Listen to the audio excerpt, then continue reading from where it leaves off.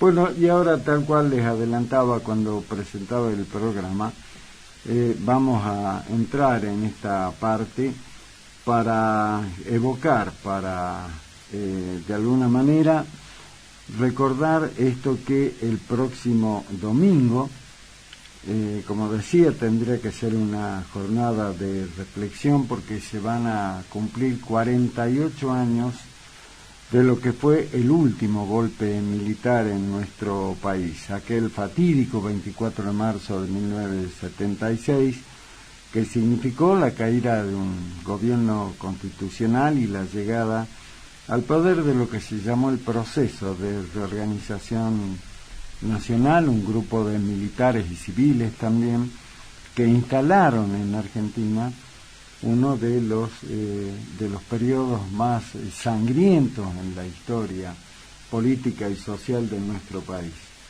Comenzó allí este proceso que significó el comienzo, por así decirlo, de la debacle de la cual todavía estamos dando vuelta, porque no solo significó desde de la tortura, el secuestro, la violación sistemática de derechos humanos, sino también un ataque directo a todo lo que tenía que ver con el tema de la actividad económica en nuestro país, con la política de José Martínez de Oz.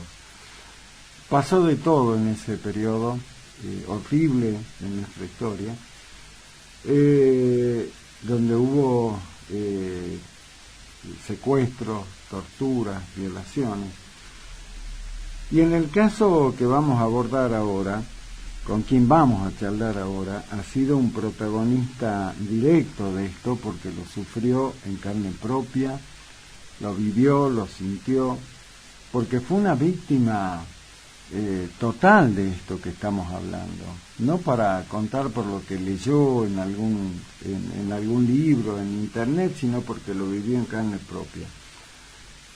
Juan Guillermo Gonza, periodista, por supuesto, más que reconocido de nuestra provincia, el director del semanario Nueva Propuesta, con una enorme trayectoria en el periodismo, tanto de Salta como Jujuy, fue víctima de esto, del terrorismo de Estado, que lo dejó reflejado de una manera muy, pero muy importante en el libro que escribió sobre este tema, que se llama Operación Vuelo 718, con la memoria encendida, en el cual cuenta cómo 90 presos políticos fueron llevados desde la cárcel de Jujuy a la unidad número 9 de La Plata, con todo lo que significó en ese vuelo, que es el título de su libro, Vuelo 718.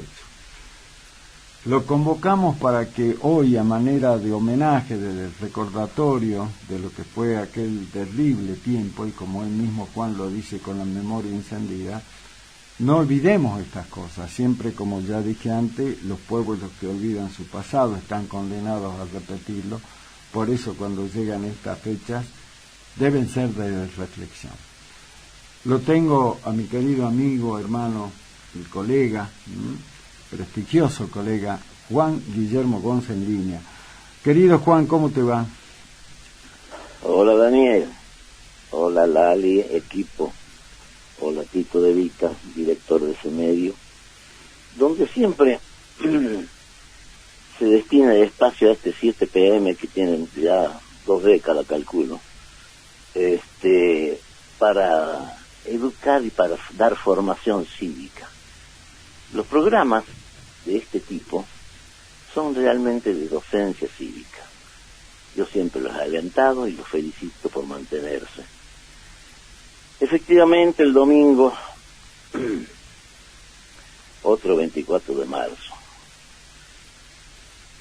aquello de la memoria encendida ha sido una fuente de inspiración y, más que ello, una fuente de energía para quien te habla.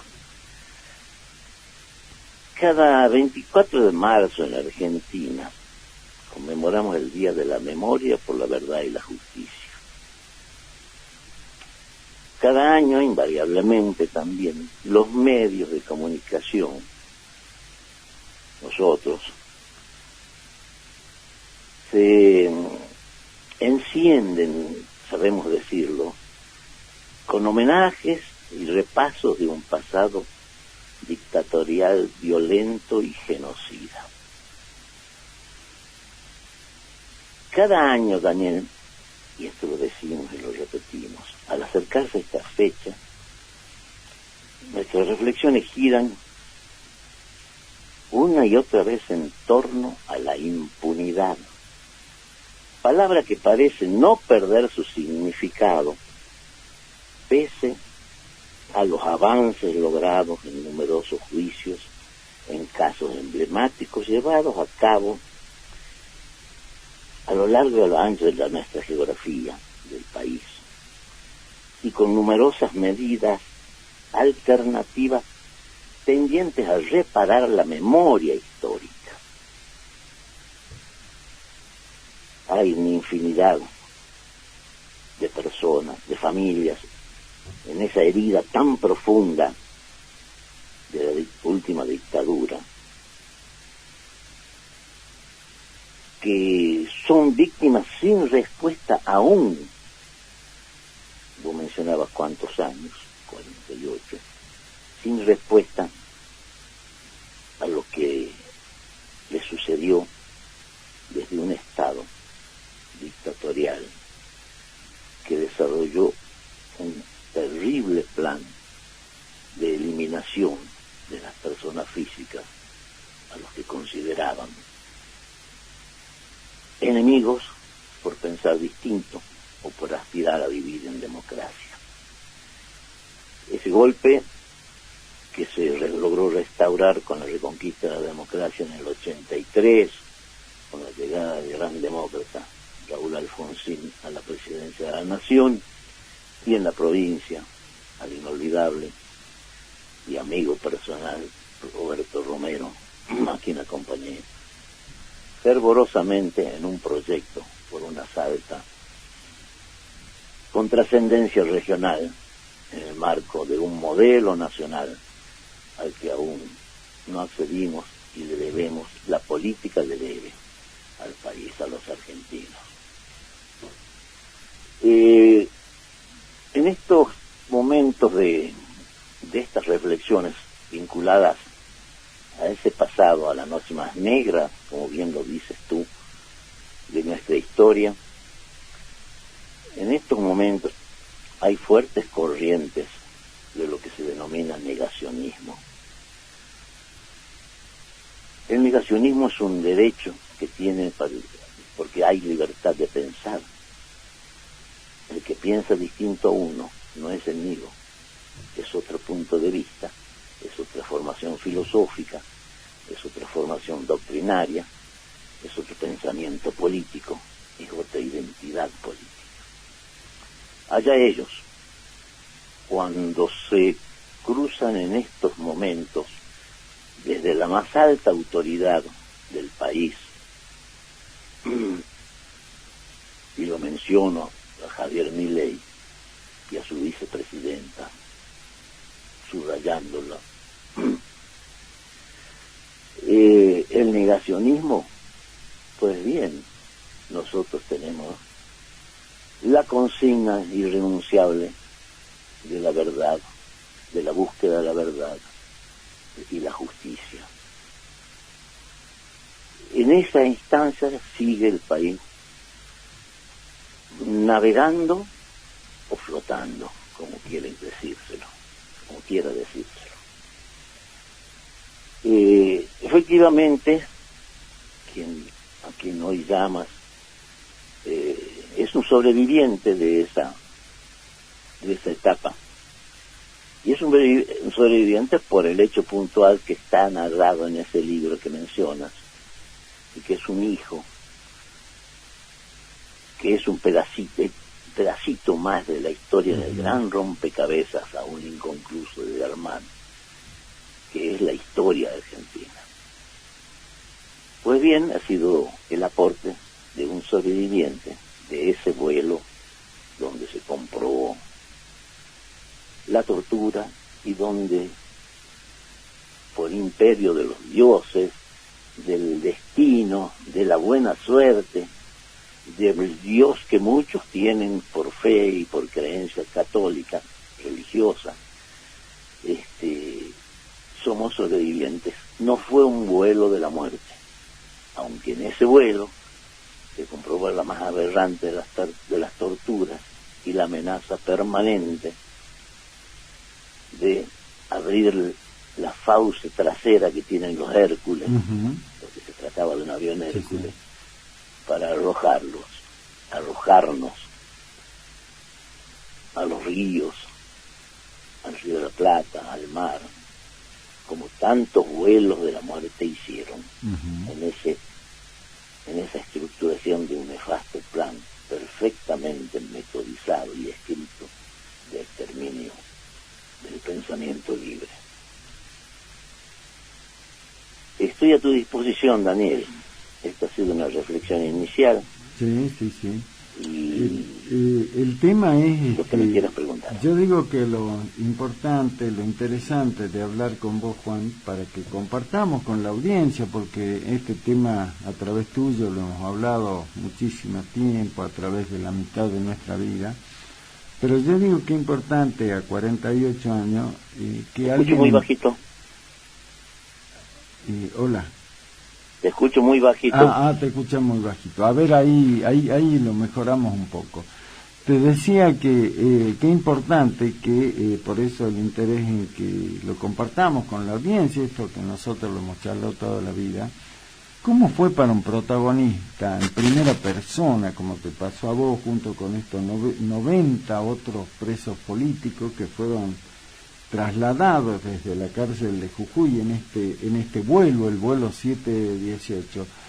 Cuando subieron al avión, cuando lo sacan de la cárcel de Jujuy, ¿pensaban en el medio del vuelo, como lo acabas de decir, que los iban a arrojar por la parte de atrás del Hércules? ¿Pensaron que iban a llegar con vida, teóricamente, a donde los llevaban, Juan, o estaba presente en ustedes no llegar nunca a ese destino que desconocían por otra parte? Primero y antes que nada, detallarte que al sacarnos de madrugada de la posilga inmunda de la cárcel de Villa Gorriti de Jujuy, a estos 90 pasajeros prisioneros, no sabíamos a dónde íbamos a parar. Claro. Entonces no podíamos imaginarnos a dónde iba, cuál iba a ser el destino. Nos atormentaba la idea de los vuelos de la muerte. Claro. Y el avión Hércules, que tiene esa compuerta trasera, se me fijó en la mente como la fauce de un dragón donde subían los condenados. La síntesis, después de todo lo que ocurrió arriba y que se comprobó y determinó el fallo del juicio por la verdad desarrollado en Jujuy 30 años después, demostró que la tortura existió, que el vuelo existió y que por el imperio del destino no fue con cuerpos arrojados al vacío. Después uno se ofusca cuando relata y cuando evoca y cuando homenajea a tanta muerte, a tantos muertos que costó recuperar la democracia. Superamos la ofuscación esta inicial que me impulsan estas palabras, por lo cual pido dispensa al oyente. Respiro profundo, dejo pasar el calor del momento, de esta agresión inicial, si quieren llamarla, y por lo que pido disculpas nuevamente, para entrar en la reflexión. Acá en el análisis del 24 de marzo, se plantea la dicotomía memoria y olvido. y se impone iluminar el derecho a la verdad, que es algo que no se va a agotar nunca, claro, mientras no se sepa la palabra de la justicia en todos los casos posibles. Decir en todos los casos sería esperar in eternum, y una esperanza incierta. Hay muchos juicios en desarrollo. El Estado tiene la obligación de seguir los juicios por la verdad, pues el Estado argentino es suscriptor de los tratados internacionales que declararon a los crímenes de lesa humanidad, de estos sistemas, los declararon como crímenes de lesa humanidad y por lo tanto imprescriptibles. Imprescriptibles, claro. El Estado tiene que preservar los archivos, el Estado tiene que recuperar los archivos que se ocultaron en los estamentos de inteligencia del propio Estado, y la Iglesia también, cómplice, escondió archivos. La estructuración del régimen después del 24 de marzo fue para la destrucción, en lo que me refiero a los prisioneros vivos, para la destrucción psicológica del individuo. Eso fue muy duro de soportar, y en el caso particular de uno y de la mayoría de los compañeros de ese vuelo de los 90, 78 varones y 12 mujeres, fue la conclusión de cómo salir de esa noche negra. Tienes dos posibilidades, y acá pido disculpas porque me voy a expresar groseramente. O salís hecho un hijo de puta, resentido, vengativo, claro, o salís una mejor persona.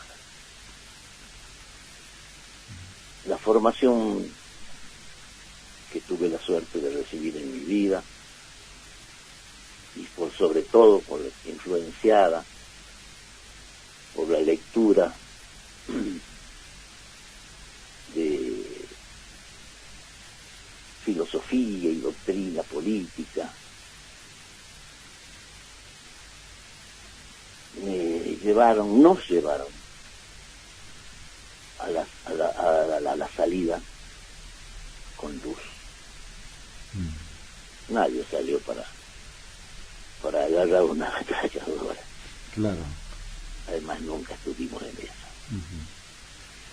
En el caso nuestro, la mayoría eran trabajadores de las minas, particularmente de Mina Aguilar, con su dirigente histórico brutalmente desaparecido después de salir de La Plata, Abelino Bazán, y muchos compañeros trabajadores del azúcar, mineros, azucareros, y docentes, intelectuales, periodistas, músicos, como fueron todas las listas de víctimas de la dictadura, intelectuales, curas. Yo recuerdo que al volver de aquel encierro sucesivo en Gorriti y en La Plata, la dictadura aún en el poder te convocaba y decretaba que tenías que ir al exilio, o caso contrario, que estabas amenazado de muerte, que tenías que emigrar. La condena al destierro se remonta a los griegos, se remonta a Aristóteles, donde el poder te decía, te confiscaba todo lo tuyo y te condenaba al exilio, al destierro. Siempre las expulsiones fueron determinadas por un poder canalla.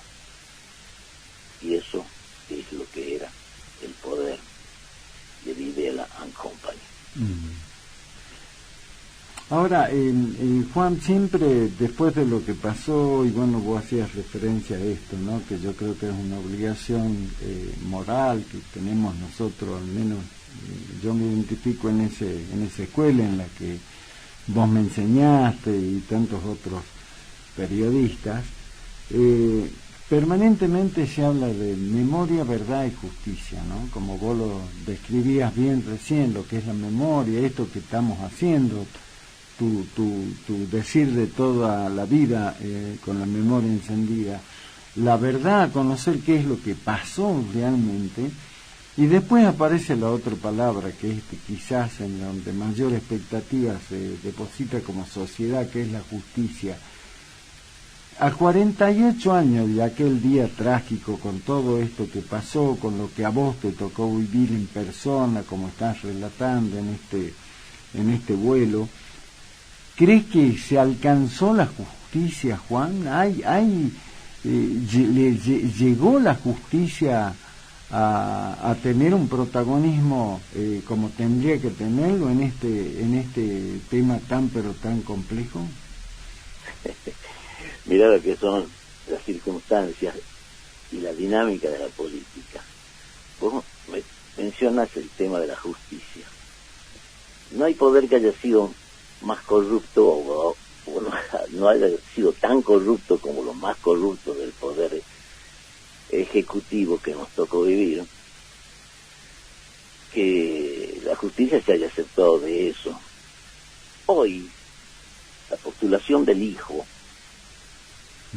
no de la otra postulación, la del hijo, es motivo de una fortísima crítica al poder que quiere una corte de cortesanos, no de jueces de una Suprema Corte.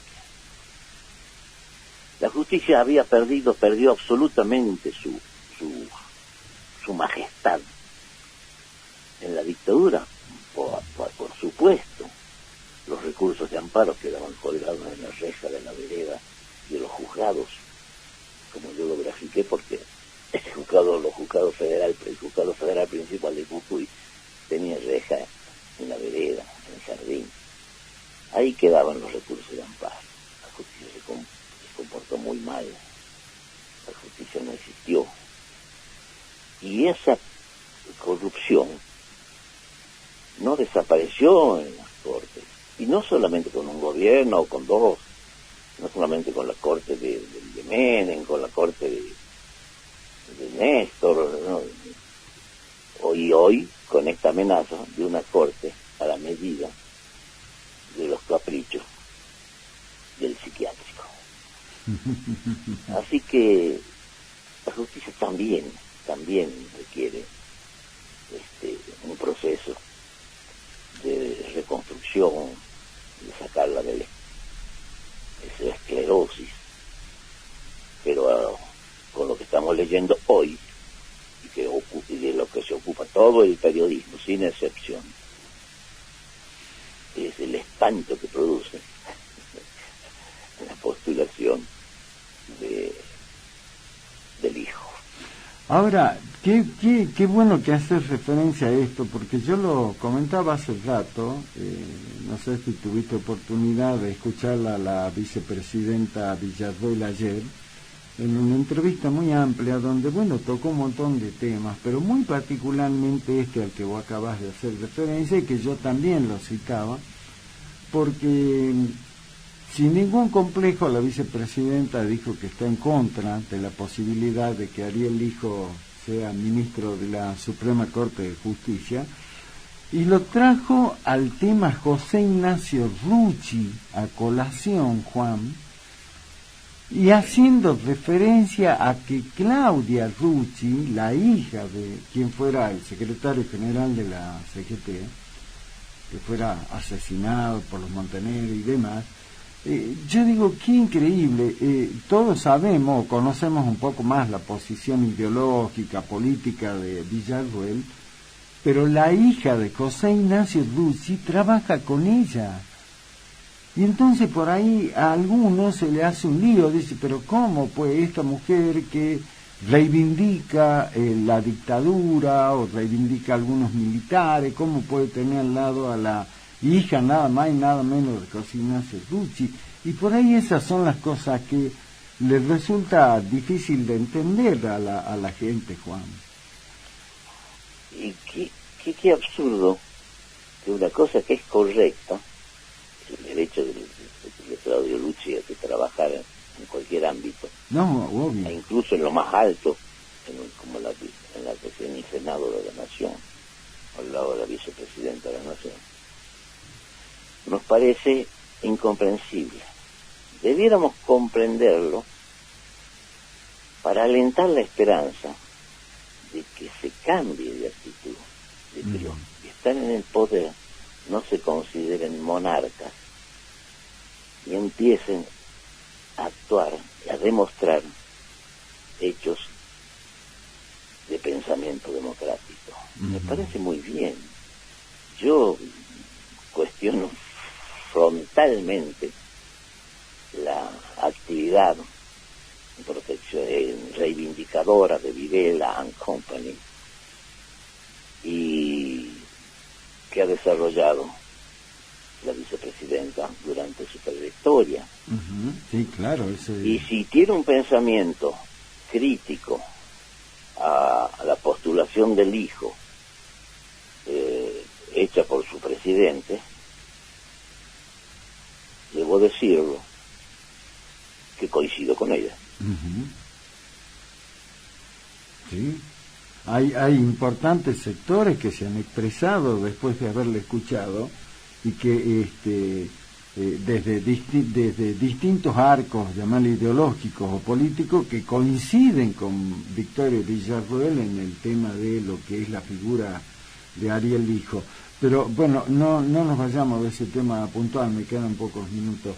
Juan, a partir de lo que fue todo esto, ¿no? El juicio a la Junta, bueno, todo lo que vino después, y hoy, bueno, tenemos un sistema, un sistema democrático que funciona con todas las imperfecciones. ¿Y qué es lo que habría que hacer para, de alguna manera, desalentar la posibilidad? Porque últimamente se empezó a escuchar también aquellos que dicen esto con los militares no pasaba, y es increíble que todavía haya algunos sectores minoritarios, por cierto, pero que todavía dicen, ¿no?, ante esto, que la gente la pasa mal, que se entera de los robos de los políticos en los cargos, en la función, y dice haría falta un Videla de nuevo.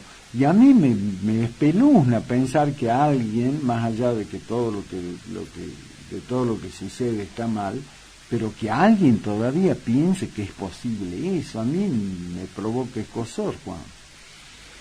Y bueno, Daniel, esta es la viña del Señor.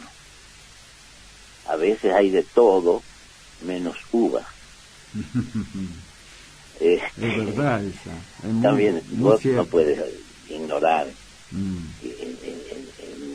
tal sentido, o en similitud con lo que acabas de decir, hubo la época en que regía con frases, eslogan, algo habrán hecho. Ahora, famosa. Eso hay que superarlo con la militancia, con la actividad política, con la libertad de expresión, con el periodismo que tenga y sostenga la consigna de que la verdad es lo que hay que difundir. Nosotros, después de la experiencia del 24 de marzo del 76, no tenemos espacio ni en el país, ni en el ámbito internacional. No tenemos espacio para el olvido. El olvido, y lo digo ya como colofón, para no abusar más de tu generosidad en el espacio. El olvido, te decía, genera un campo fértil para la impunidad. Y si hay impunidad, Daniel y querida y respetable audiencia, si hay impunidad, díganme, ¿cómo podemos construir la democracia? Exactamente, creo que ahí está el tema. Lo último, Juan, a nosotros, a nuestra generación, nos tocó ser protagonistas de eso. Nadie nos lo tiene que contar, porque desde distintos ámbitos lo vivimos, ¿no? Pero las nuevas generaciones es como que hay muchos jóvenes, muchos chicos que vos le hablás de lo que fue aquel periodo nefasto en nuestra historia, y es como que una parte más de la historia argentina, pero no le ponen el énfasis, el interés en conocer qué pasó, por esto que vos decís siempre, la memoria encendida. Si olvidamos lo que nos pasó, lo repetimos. ¿Qué falta ahí? ¿Compromiso? ¿Educación? Educación. Si no enseñas la historia, las nuevas generaciones van con un déficit muy grave. El nunca más debiera ser un libro de cabecera. Claro, exacto. Debiera estar en las currículas. Sí, sí. Porque ya es un libro histórico de enseñanza. Las nuevas generaciones que desconocen esta historia o reciben mensajes del poder circunstancial político que se amparó a los dictadores, que escondió a los dictadores, que corrompió hasta las instituciones que eran brillantes y ejemplares, como Madre de Plaza de Mayo, Abuelas de Plaza de Mayo, que fueron corrompidas por el poder de turno del kirchnerismo. Tiene que replantearse en la enseñanza de la historia. Por supuesto que siempre hay esperanzas, y hay esperanza en las nuevas generaciones, pero busquemos políticas que eduquen, que instruyan, para nutrir a esas nuevas generaciones, que son la esperanza nuestra del futuro. No, obvio. Claro. No tengo ninguna duda de que si te lo repito, si esto no es el país soñado, no significa de modo alguno que alguna vez dejemos de soñar en el país soñado. Esa es la voz que deben escuchar los jóvenes. Nunca dejes de soñar en el país que sueñas y que merecemos. Exactamente.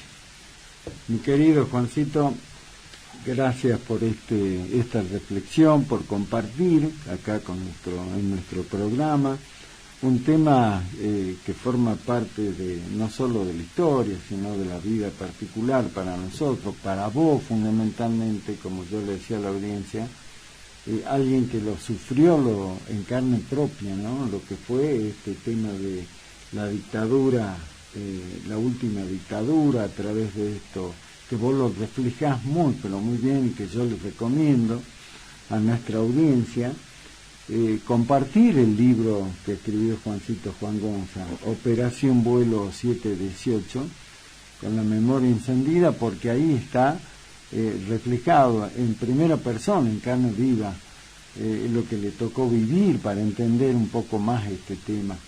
Gracias por tu testimonio y gracias por tu ejemplo de vida, todo lo que hiciste después. Como vos decías, podrías haber salido con un resentimiento terrible después de haber pasado aquella horrible experiencia. Sin embargo, bueno, mirá lo que sos, mirá lo que le dejaste desde tu profesión de periodista a la sociedad salteña en particular, pero con un compromiso enorme, ¿no?